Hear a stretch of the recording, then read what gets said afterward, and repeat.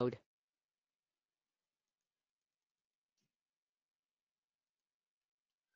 Hello, everybody. This is Caroline. I'm just giving you a quick greeting here. Francisco's on the line as well. We're going to be starting in just a few minutes, okay?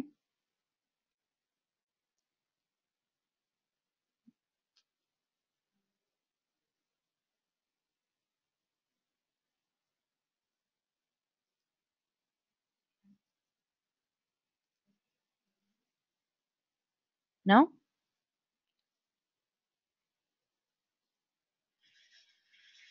Fuck.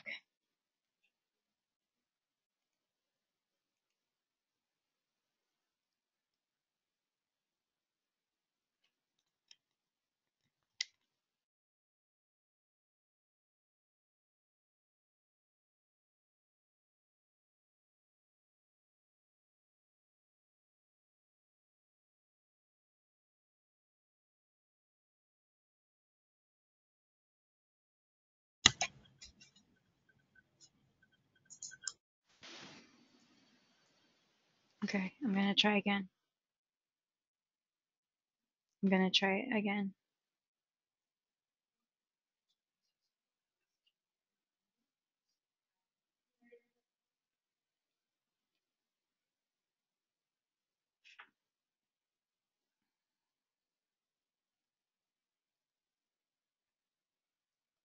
How do I do it just to Francisco though?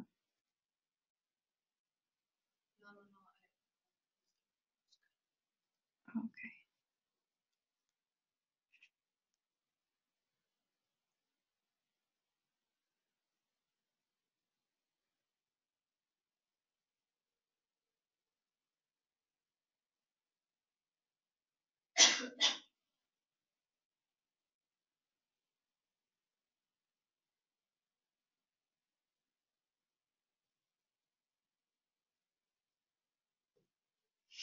Are you in there though? You're in. Yeah. Okay, can I test it again with you? Okay.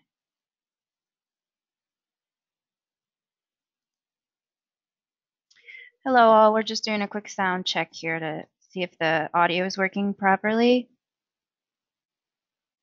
Hi, Caroline. Can you hear me? Yeah, hi Francisco. Can you hear me properly? Yes, I can. Thank you. Okay, great, great.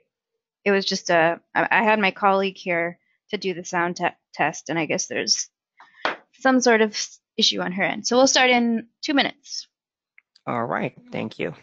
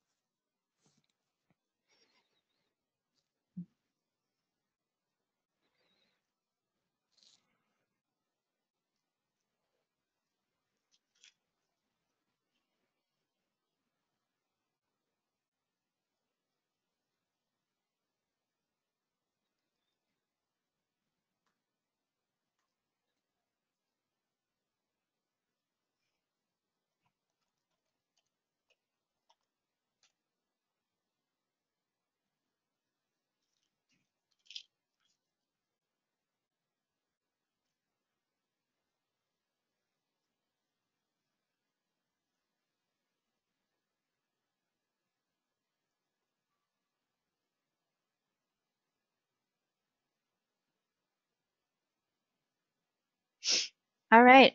Welcome everybody to Ideas by Interpreters, episode number 4. Today we're going to be talking to Francisco Pimienta about his role at the IMIA, and I'm going to let him take it away. Give me just a second here to get organized. So Francisco, if you want to just give a quick shout out, introduce yourself. Hi, everyone. Good morning. My name is Francisco Pimienta.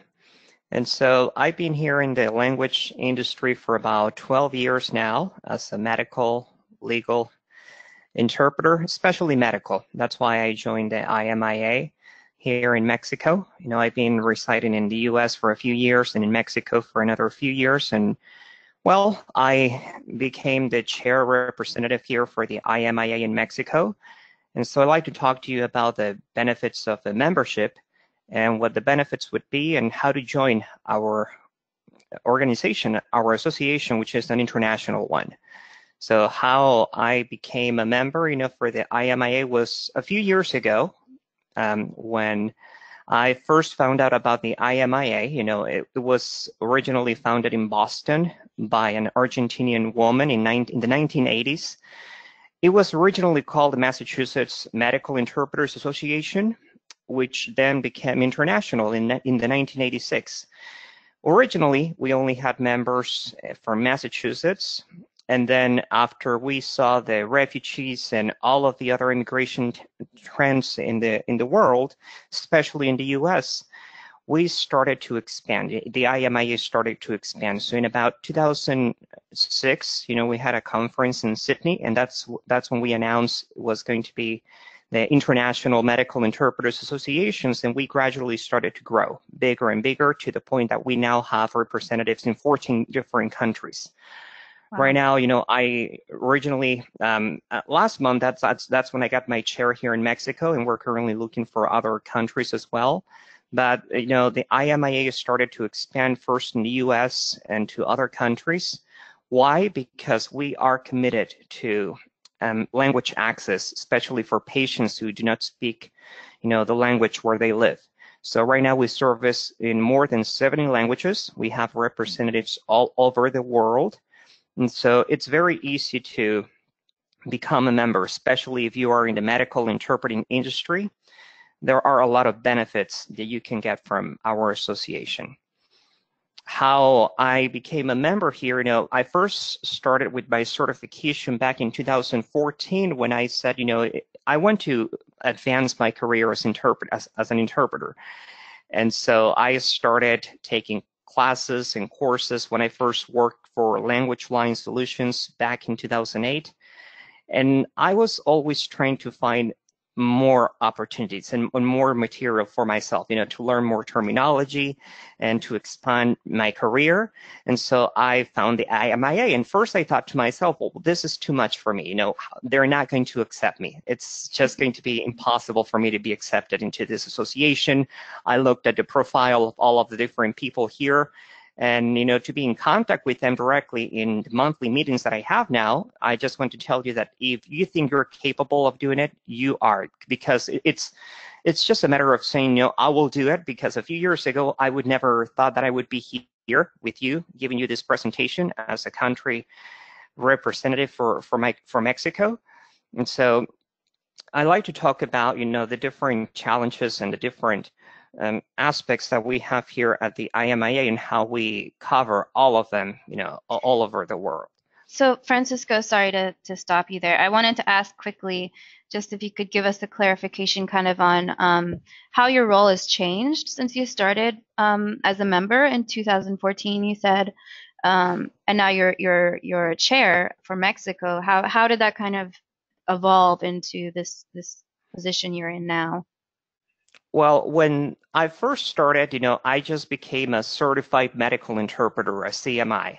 Mm-hmm. I had to go through the writing exam, the oral exam. Back then, you had to prove your experience to be certified because they were just launching the certification back then with the CMIs. So I first went to take my written exam in Texas, and then I traveled to California to take my oral exam, and I was just developing my career. I wasn't thinking about this position as an international member because they didn't have it back then. Mm-hmm. They just recently created the chair for my country. So they were originally opening chairs for Japan, South Korea, Brazil, Spain, Canada, and other countries.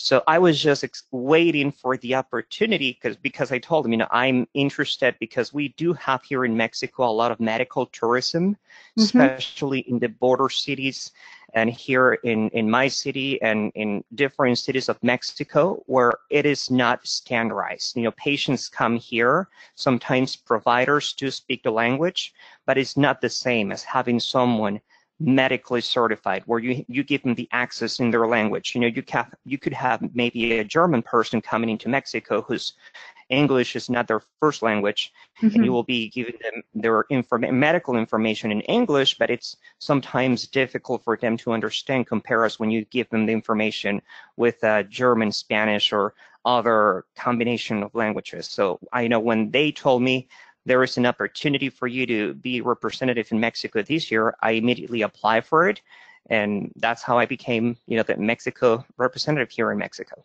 That's awesome. Well, congratulations. I know this is a relatively new role for you, so we're all really proud of you here at Boost Lingo, and we're really excited to hear how it goes as the job progresses. Let's move on to the next topic here. You've already kind of talked about your background a little bit. Maybe you could go over some of the responsibilities you have as the chapter chair. Sure. Yeah, some of our responsibilities, it's a very challenging role. We have to be organizing conferences, symposiums here in the country. So a part of my role here is to talk to different hospitals and organizations around the country. All over the country, we have different clusters. They're called health clusters, where they try to expand, or attract different medical tourism from all over the world. So we do have the backup from the country, from the government, as they want to attract more patients. But at the same time, they were not thinking about the language problem. How are you going to bring a person from, let's say, Italy to Mexico if they only speak Italian?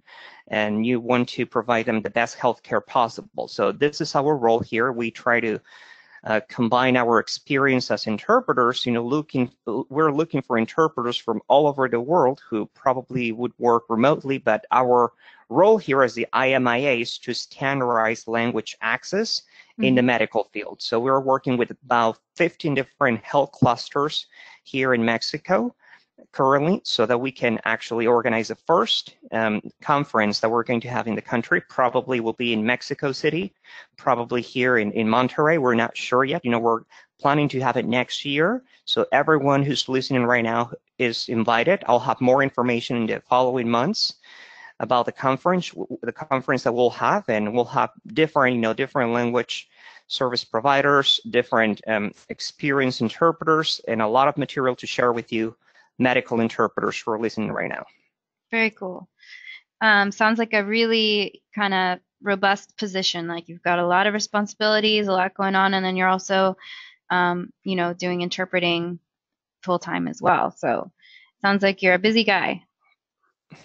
Of course, yes. We try to be. We'll try to be. All right, let's go to the next. So let's talk more about the IMIA itself.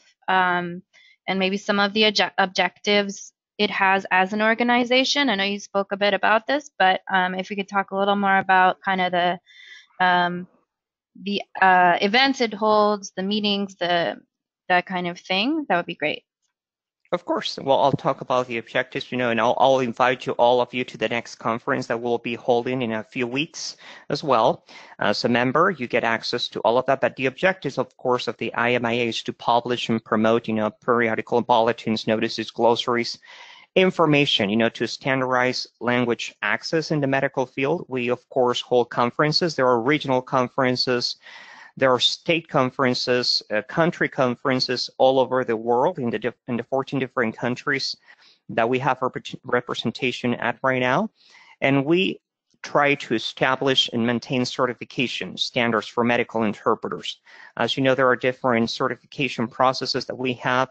So on our website, which we'll share later on right now, you will find all of this information on how you can become part of this, in the certification process for the medical interpreting industry, how we all organize all of these fields, and we talk to different research centers, medical specialists, language service providers, and we all come together so that we can have all standard, especially research universities, foundations. We have worked a lot with them so that we can have all standardized processes. The next meeting we're having right now, if you're not a member and you want to become a member, would be in Florida at Moffitt Research Center in Florida. It's going to be Saturday, November 10th, 2018. So if you're not a member yet, we've been working with one of the benefits I have to be here in Mexico is that I get to be at the meetings, not just with the international members, because sometimes due to the time change, different time schedule and changes with the different countries, not all of them are present all of the times, but I get to be part of the U.S. meetings as well. So I was part of the meeting here with a person from Florida, with the regional coordinator from Florida. And so they've been working really hard with Moffitt Cancer Center, one of the greatest centers in America for cancer treatment. And so we're having Saturday, November 10th, conference, which is the regional Florida conference. It's going to be just one day. You get to earn CEUs. If you're not familiar with the CEUs, once you become certified, after a few years, after 3 years, depending which certification is, you get to meet a specific amount of hours to renew your certification. So attending these conferences and meetings would give you that. And if you're a member, of course, you get a special price. And so the next meeting we're having, it's going to be Saturday, November 10th. If you're from any country in the world, if you're in the U.S., you're welcome to join us there in Tampa, Florida. Sounds great. I wish I could go. If I'd known earlier, it sounds like a really interesting event. So, yeah, so that's really interesting, the way that they are so much, that you guys are so much in touch with all the different levels of kind of the medical field. Like you're in touch with the hospitals, the language service providers, the interpreters themselves, and everyone is coming to a kind of consensus. That's something that, I'm noticing more and more is something that needs to be more widespread, just because the standards everywhere are so different. I don't know if you've had that experience as well. Of course, especially in different countries. In the U.S., of course, you're more developed in this field because you do have a lot of international patients in different cultures. But for example, here in Mexico, we have the indigenous languages, Nahuatl, and other languages, which, we have to work harder to give them access to a fair, medical treatment or fair access to their language as well. Right, that's true. I wonder, I bet it's kind of similar, but in Mexico, the standards in terms of like access to an interpreter when you're in a medical situation or scenario, is it pretty similar to how it is in the US? Like you are kind of guaranteed an interpreter, or? It is.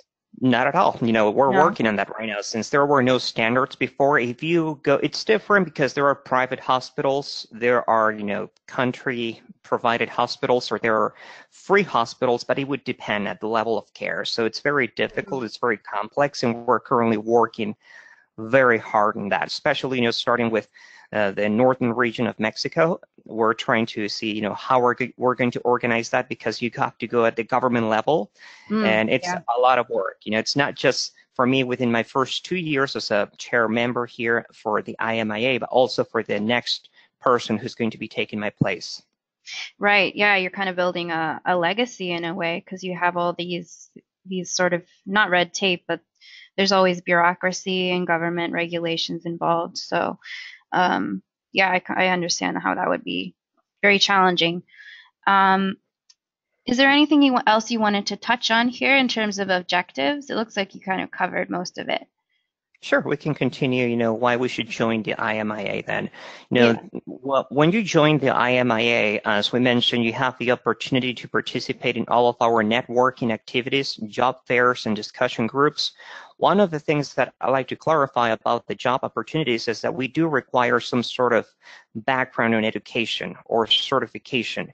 There are some positions that we announced there on our website, but you do need to prove, once you try to join as a member, you can join us as an associate, as you can publish all of your certifications there, but we do need some at least 40-hour training so that you can be a candidate for those positions. That's very important to clarify.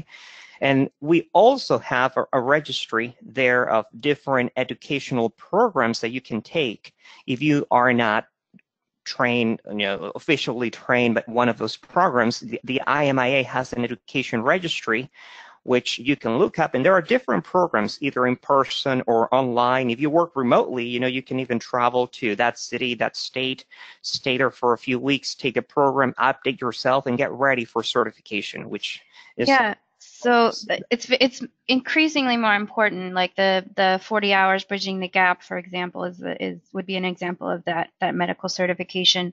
Um, but I mean, when I'm giving that kind of information to interpreters who are asking for professional development tips, it's a lot of times, yeah, you have to be on site. So you're saying that the IMIA has kind of a registry for those kind of programs, and some of them are remote? Yes, we do have Okay. all of that information on our website. Sometimes as medical interpreters, we don't know where to look for information. Where are these programs that are, that would qualify us for Yeah. certification, that would help us so that we can join a company like BoostLingo that would require this so that we can be, on the BoostLingo registry or any other company. So we do have under education, an IMIA education registry where you can actually search for like different programs depending on the state, the country. It has all of the information. You can just go in there. There are different members from all over the US and all over the world, and some of them are remote. Some of them are remote, all of them, some of them are in person. It would just depend on what your purpose is and what kind of program you're trying to take. Some of us certified medical interpreters need to get CEUs for recertification for the following years.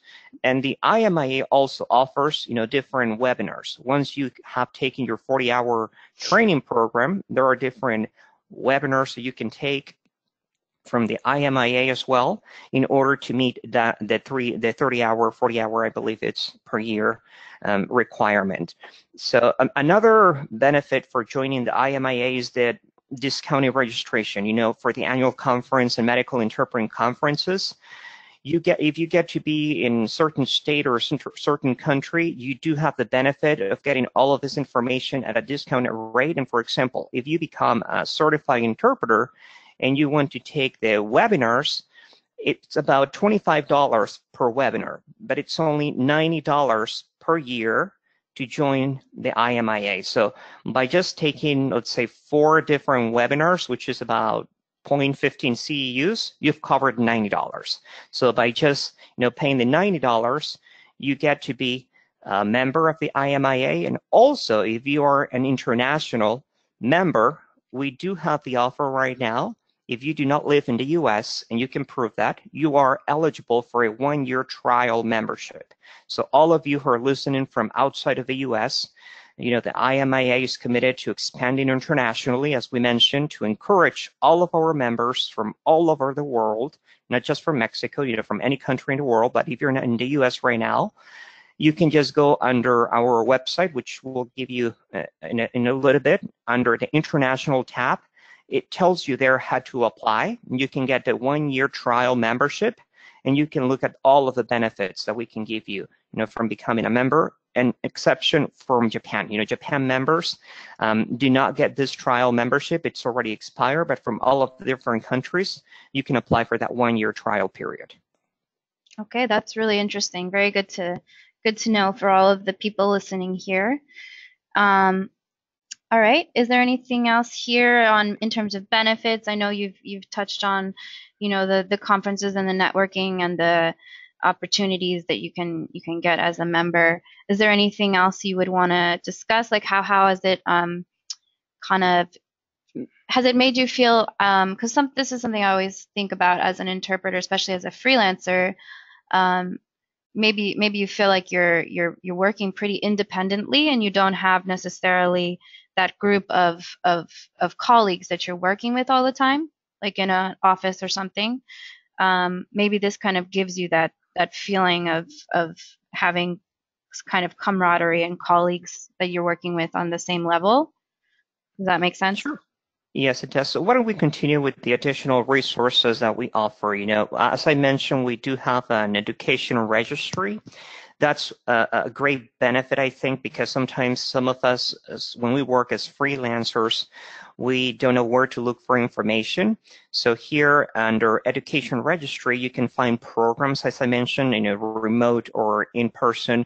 The lifelong webinars are a great tool to update yourselves. Every month we have a different topic.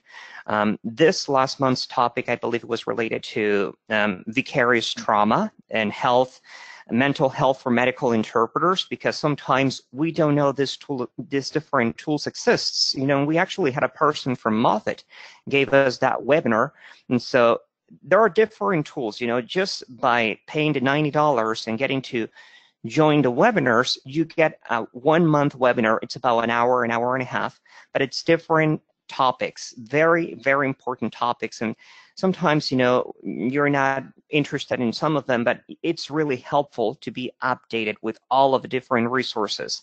The Commission for Medical Interpreting Education, you can also join our commission and give ideas. We want ideas from everywhere, from everyone, and mentorship resources where you can actually talk to senior interpreters. I want to expand my career as an interpreter, but in this specific field. We do have mentorship resources, and they're on the website as well.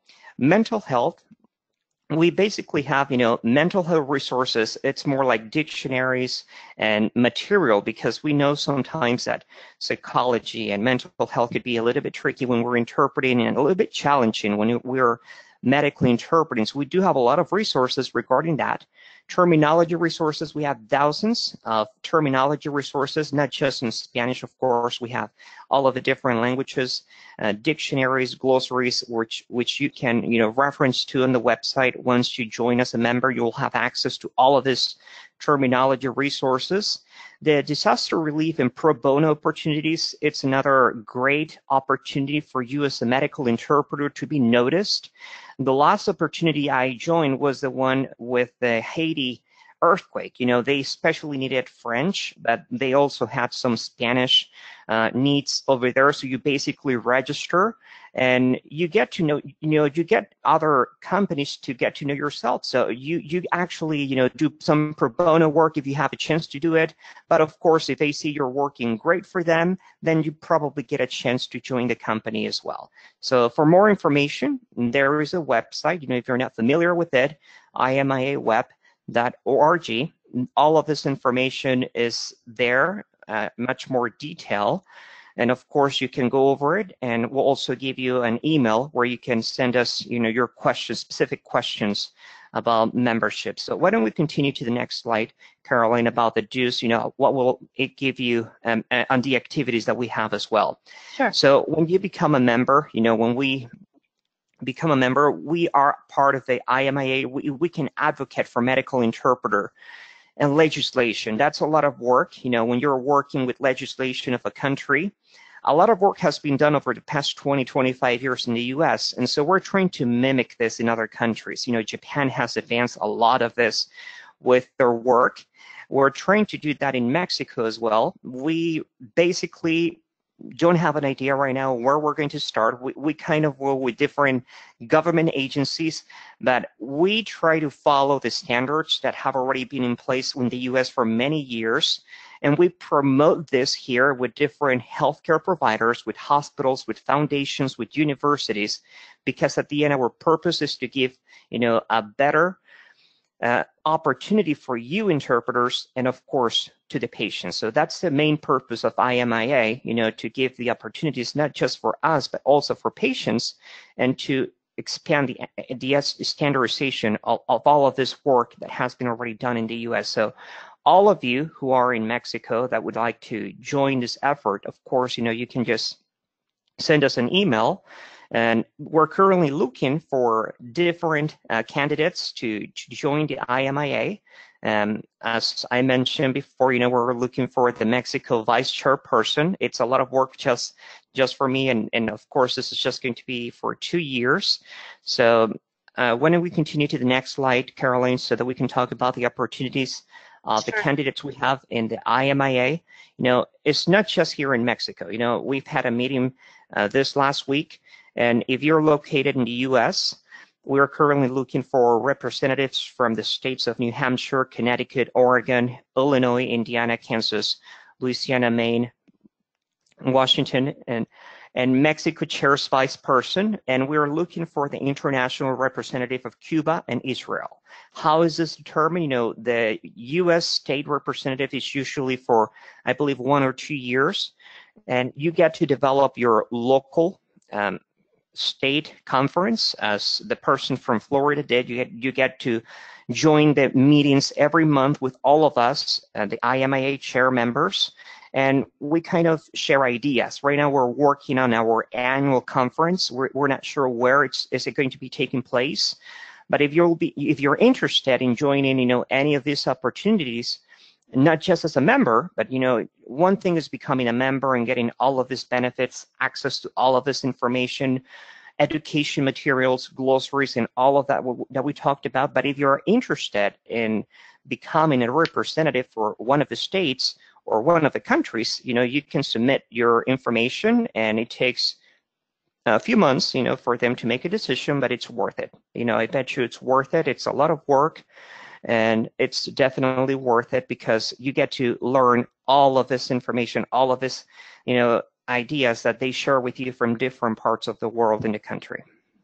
Yeah, talk about cultural advancement and exchange. It's like the ultimate way to be in tune with all of those things as they're happening. It's really interesting. So let's see. Looks like we are moving on to sort of the end of the presentation now. We do have some time for questions, and I have a couple here on my panel. So I wanted to just address those real quick. Is there anything else you wanted to go over, though, Francisco, before we take questions? Sure. So we like you to please join us, and if you have any questions, here are the email. Here is a website which you can visit, and the email if you'd like to take it down. So if there are any questions that may not be answered at this point in this webinar, of course, you can send us your questions at info@imiweb.org, and we'll be happy to answer all of your questions. But we can just go ahead and hear those questions, please. Okay, great. So the first question we have here is there a big demand for medical interpreters in Canada? And what is the process of becoming a medical interpreter, I guess specifically in Canada? We actually have a survey. There is a medical interpreting survey every year that's done by the IMIA. It would be under resources. If you go under resources, once you go under resources, there is a link to profession. And once you go into profession, there you have the Bureau of Labor Statistics, and it reviews. It's a long document which you can go over. We ask questions to different members of the IMIA. Most of the members were originally in the U.S., but as we update this labor statistics survey, we update it according to other countries. So I'm not sure if right now we do have it specifically for Canada, but if you like to, for example, look over the education opportunities for the webinars and the registry for education that you have in Canada, you can go into the IMIA Educational Registry, and you can just search for the country of Canada, and there you will have access to different universities and programs that may be available in your country. If there are none available there, then you can check with the Bureau of Labor and Statistics in your country and see if they would accept an international degree, because sometimes, different countries may not have training programs. For example, in Mexico, I've received different questions from interpreters here, like there are not opportunities online in Mexico. How do we do it? So basically what you would do, you would take an online course from the US, and then you would present it to the Labor and Statistics Department in your country and see if that would qualify you to become a medical interpreter there. Okay, wow, yeah, it sounds like there's lots of ways to kind of, if your country's not involved, you can definitely try to get it involved, which is awesome. The next question is also about Canada. Do you work with Canada? So I guess we kind of already went over that. And so the next one after that, do you have any representative in Panama? In Panama, I believe we do not yet. As of this time, we do not have a medical international representative in Panama. For Central America, we currently only have, I believe, Costa Rica. But if you're interested, of course, you can send us your information to the email info@imiaweb.org and see, why it would be important to have a representative in your country. Of course, we have Russia, we have South Africa, Spain, Costa Rica, Brazil. And if you think Panama would be a great opportunity to expand our efforts, of course, send us information and we'll go over it and we'll tell you, what the responsibilities would be to open the chair in your country. Okay, great. The next question, sorry if I'm going through these a little bit fast, but there's more questions popping up, so I want to get through them all. How much is the seminar in Moffat in November? The one in Moffat in November, let me just check here in the email that I got. If you're an IMIA member, it's just $50. Okay. If you're a non-member, it's $75 for the one-day conference. And you get the CEUs, as I mentioned, the IMIA CEUs. It's going to be 0.6, so it's going to be 6 hours of contact with the Moffat Center, and the CCHI credits are in process right now. But if you have any questions about the conference, the email to contact the Florida representative would be imiaflorida@imiaweb.org. You can send us an email there, or you can go into our website, and there we have all of the information on how to register for the event. If you think I don't want to register as a member yet, I just want to attend this meeting, you can just register online and pay the $75. Okay, great. So the next question here is, I guess we already went over this. Do I have to register? I live in Tampa. Yes, you would still have to register, correct? For the conference? Yeah, I mean, even if you live in the city, you still have to go online. Yeah. If you're a non-member, yes, you would have to register. Or if you want to become a member, then you would just apply for the membership, and you get, automatically you get the discount to attend. Okay, great. That makes sense. Next question was, where can I enroll for a one-year trial membership? Once you go to the website, IMIA, web.org, you click under international. There is a red bar on top. It has basic members, providers, educational resources that we talked about. And you click on international, and there on top, you'll see the instructions on how to submit your application there. It says click here, and then under notes, once you submit your application, you would just enter international one-year trial. It takes about a week, for them to respond from the administration department. But you can follow the instructions there on the website under international. Okay, great. The next question was if you have a branch in China. In China, I believe we do not have one. Let me see. No, we do. We do have China, Beijing, and Hong Kong. Okay. We have, I think, yes, I got to meet Ling Zhang on the last meeting we had from Beijing. I haven't had the chance to meet Esther from Hong Kong, but we do have one from Beijing. I'm not sure where in China you're located, but if you're in Hong Kong, you can contact IMIA Hong Kong at imiaweb.org. Or if you're closer to Beijing, you can contact IMIA Beijing at imiaweb.org. And all of this information as well, it's located on the international tab. Once you go to the imiaweb.org website, you can click on international, and there you'll see the list of chapters, international chapters that are not in the US. Okay, great. The last question here is, if you have to be a certified medical interpreter in order to join the IMIA, you probably went over this already in the beginning, but if we could just touch on that a bit more. Well, preferably you are certified, but at least you are a trained interpreter. You have received some sort of training. You don't have to be certified, but at least you have received that 40-hour training that we talked about. Right. Once you register, you are, once you go, we post your profile on the registry for medical interpreters. But of course, when companies are looking at your profile, they would at least want to see what kind of background or education you have. So we do recommend that if you're not certified or you're working towards your certification with one of the certifying boards, of course, you do at least have the 40-hour requirement, because that's a requirement now for all of the certification processes for medical interpreting. So we do recommend the 40-hour at least, training or in medical interpreting. Okay, great. That makes sense. I think we're kind of coming to the end here. There's no more questions. I just want to remind all of you that this is a monthly webinar. Actually, it's going to be more than monthly, starting very soon. But the next one is on November 13th, 11 a.m. PST. It's episode 5, and we're going to be talking to actually the president of the Commission of Certified Healthcare Interpreters about the benefits and opportunities of getting CCHI certified. And other ways to follow us, like us on Facebook. You have your own page there, Boost Lingo for Interpreters. Follow and contribute to our blog. We're always looking for people to write stories and to share their experiences. So please contact me, Caroline at boostlingo.com, if you're interested in doing that.